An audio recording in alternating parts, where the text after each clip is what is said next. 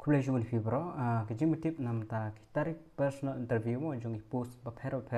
kepada lingba ke MPSC pila ban yo ru napo official website jong ke MPSC mpsc.nic.in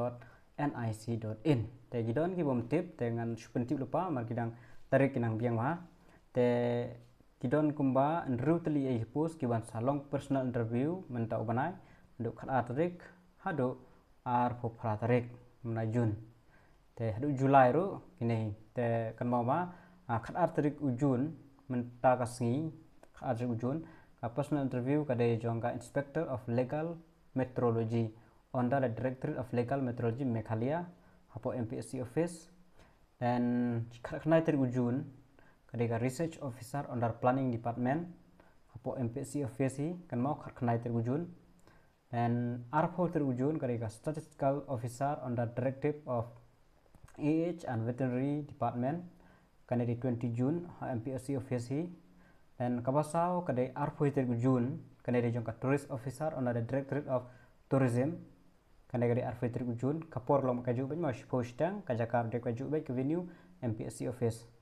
dan kabasan kanadi arpoiter June kini debut ka programmers contractual basis in the office of the Meghalaya Public Service Commission kanadi arpoiter June MPSC office buat kaban rew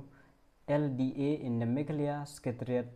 Oktober 2023. Jadi don ki batte pakali kane lalaki pimpat pe ka result check no na official website hi la pen mi banai mi na makala tang klem yo ban pen mi ka result tang ma yo don na pedang yung pi ki empat tip do mentaro sa check beng pe na website sa hier na tang po ka result yang bisa yo iki roll number ki bala pas nam ta kane te ka interview nam ta kane LDA kan dai arfen rew arfen yo ar prajung jun bat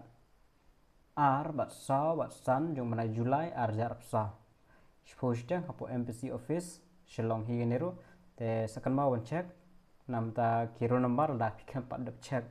te tanggini namta ubnai June Julai te niki interview kinsa mentip biang lembaga official website mpsc.nic.in te tanggini ki tip kulejuan